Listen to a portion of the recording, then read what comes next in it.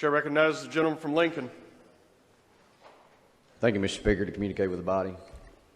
Yes, sir. Over the past few days, we have continuously heard a lot about funding education during some of these debates. We've heard a lot about tax reform. We've heard about how we need to find additional revenue, and we've heard how things are being politicized. But folks, let's just review a few things. The House's proposed budget this year poured millions of dollars back into education. We even raised SEEK funding to an all-time high.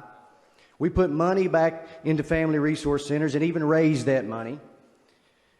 We are currently working on tax reform, which the minority party has been able to give some input on that. And everyone in here at one point or another in their career has said we have got to do something to change the pension systems. But let's be clear. These are all problems that have been handed down. This new majority is the one that has made education their priority and their primary focus in this budget, and will be in the budgets to come. We're the ones trying to work on comprehensive tax reform and raise money and revenue while making Kentucky more competitive.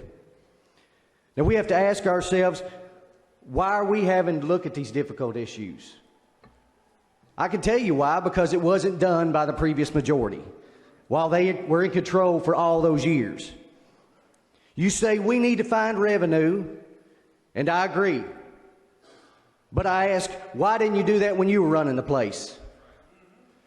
We continue to hear that the pension systems were underfunded. Now there is data that shows, yes, they were underfunded by a certain percentage. But let's just say, okay, yes, underfunding is the total problem. Then as the husband of a teacher, I'm going to ask, why did you not fund those pension systems when you had the chance? When you were in charge, why did you let it get to the point that now we have to fix it? Then you say, well, Republicans control the Senate, but we all know that these measures have to start right here in this House.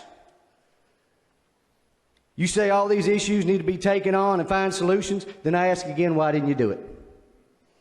Stop just sitting back and complaining, and let's get to work and let's fix them.